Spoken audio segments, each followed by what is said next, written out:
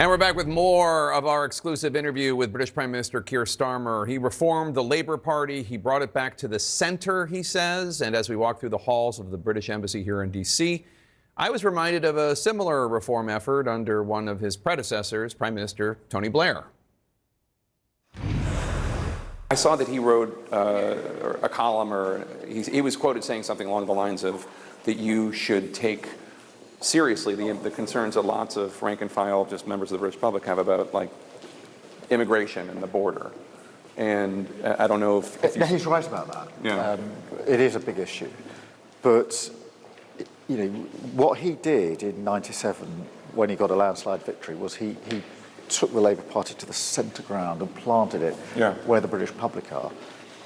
Then, you know, we obviously lost in 2019. We'd actually lost 4 elections in a row. Right. We'd got too far from that sort of core purpose, and that's why in 4.5 years we dragged it back to that centre ground where people are. And the British are pretty tolerant, reasonable people.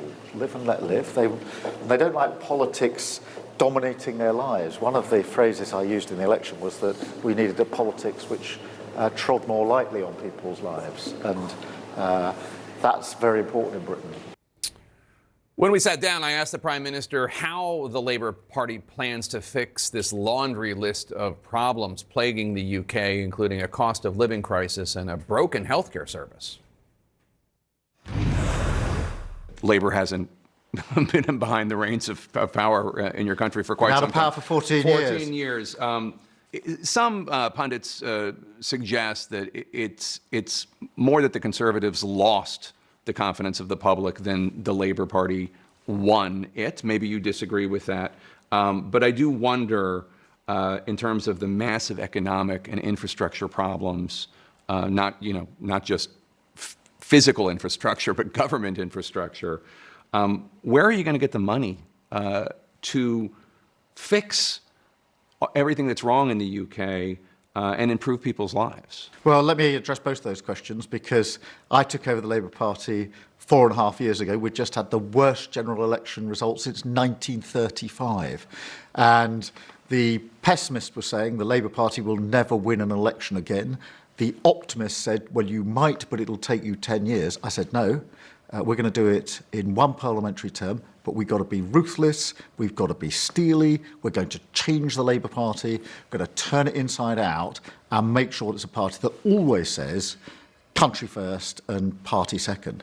Now, true it is that the government for the last 14 years has been falling apart, but we've seen plenty of examples in history where a Conservative government has been failing and yet a Labour government hasn't been elected. And it was only by changing the Labour Party that we were able to persuade the electorate to elect us into government, and with a very powerful and strong mandate. We won in parts of the countries we've never won in before, places that had a Conservative MP for 100 years.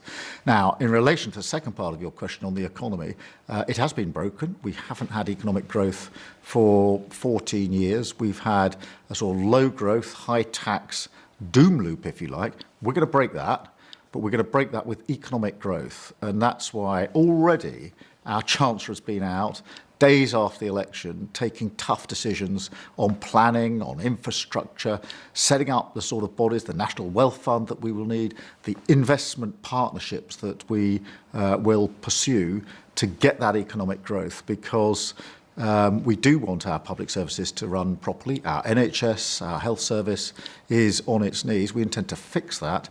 But our number one mission, if you like, the driving purpose of this government is going to be economic growth measured in living standards raised and people feeling better off. And I'm really glad that we've hit the ground running on that. When the UK voted to leave the European Union in 2016, a move you campaigned against at the time, yes, we should note, many of the UK's allies thought it was as if the Brits were stepping off the world stage. Now, you have ruled out a vote to un-Brexit, to rejoin. How can you rebuild British influence without measures along those lines? Well, we're not going to rejoin the EU. That's an institutional question. But we do want to be closer to the EU. We want a better relationship with the EU. I think there's a wider point in what you asked me, which is important, because there was a sense once we had Brexit and left the EU that the UK was somehow less interested in international leadership and affairs and more interested inward looking just at the United Kingdom. I regret that. I think that was a backward move.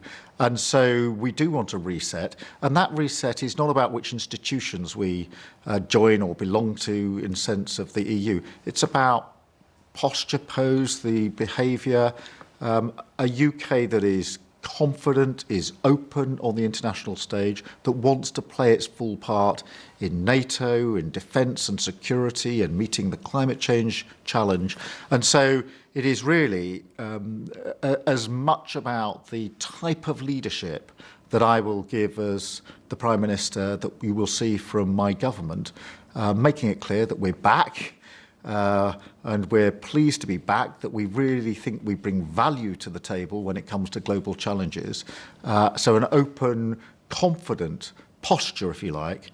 And that's what I mean by resetting the relationship. Yes, with our EU partners, but wider European partners, and with very many of the leaders that we've been meeting here in Washington during this summit. Years ago, you walked back your youthful comments on abolishing the monarchy, and you're now going to have a weekly audience with King Charles III. All this talk about age here in the United States, he has 75 years in the monarchy to your 9 years in politics. Are you leaning on him for counsel? Are you going to be using his counsel even though he's part of the monarchy? Well, I'll be meeting him every week. That's the tradition. I've obviously met him and had many conversations with him already. And it is always valuable to listen to what he has to say. He's incredibly interested in politics, in the affairs across the United Kingdom and global affairs. And he's incredible as well. You know, he's had, a really difficult time with his health this year, and yet he's out there doing his public duty. And I look forward to those audiences. They're a really good, frank exchange of views, and long may they continue. Last question for you. What should the American people watching expect from you as Prime Minister? What should we think of when we think of your Prime Ministership and your administration? For the American people, I would say we are a reliable, respectful, trustworthy partner to America. This special relationship is special for a reason. It was forged in really difficult circumstances with incredible results. That's why it goes so deep. This isn't, a treaty that was signed or a particular trade deal. It's something in the very soul of our two nations.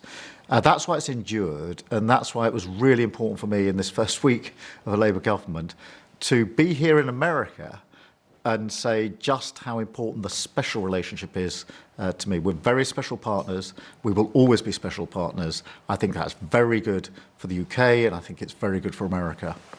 Mr. Prime Minister, thanks so much for your time, and congratulations. Thank you very much. It's only been a week. It has.